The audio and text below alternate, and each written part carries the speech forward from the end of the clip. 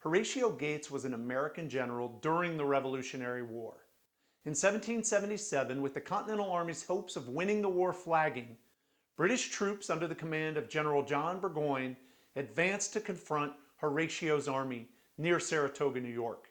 Horatio kept a large portion of his force, some 3,000 troops, and most of his artillery inside entrenchments along the Bemis Heights high ground. Reluctantly resigned to the fact that British reinforcements weren't coming to his aid, General Burgoyne was left with two unattractive options. He could retreat towards Canada or attack the entrenched high ground Horatio's colonial forces held. Although the British were outnumbered and poorly positioned, General Burgoyne chose to attack. Horatio Gates won the Battle of Bemis Heights, forcing the British to surrender. The decisive victory was a turning point in the Revolutionary War, convincing France to recognize the cause of American independence and to provide much-needed military assistance. The importance of holding the high ground in armed conflict has long been understood. Military leaders throughout history have built scouting stations, castles, and fortresses on high ground. As far back as 500 BC, Sun Tzu wrote in The Art of War, "He who occupies high ground and ensures his line of supply will fight to advantage." Modern warfare, especially the invention of the airplane, changed the nature but not the importance of controlling the higher ground. Today, top military strategists in the newly formed U.S. Space Force are racing to control the higher ground, investing billions to ensure access, provide security, deter rival nations, and promote American opportunities in space. Winning positions in military conflict lead directly to desired military outcomes. In business, winning positions also lead to desired outcomes. Business outcomes that include greater market share, higher prices, lower cost, and more customer lock-in.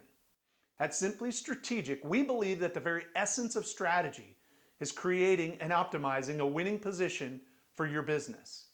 But what does a winning position look like in business? Well, consider the following examples.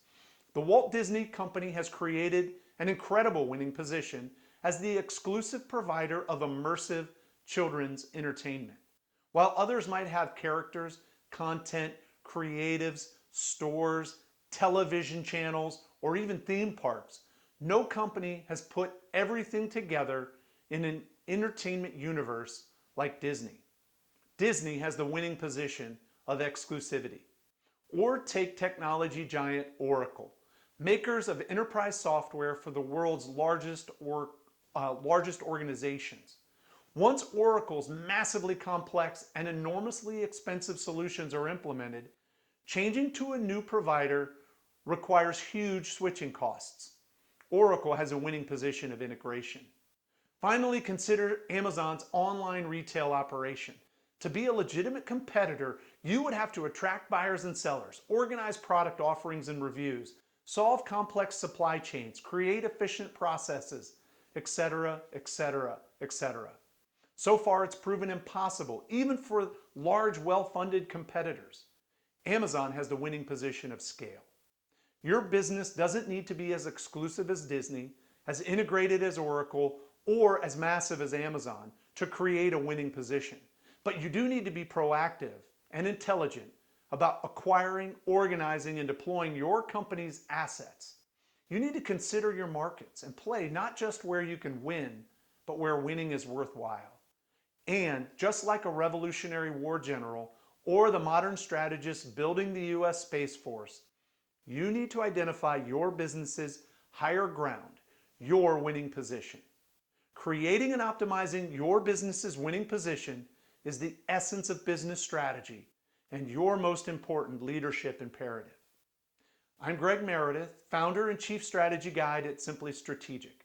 Thanks for tuning in to this strategy story worth knowing. You can find all of our strategy tools and resources at simplystrategic.us.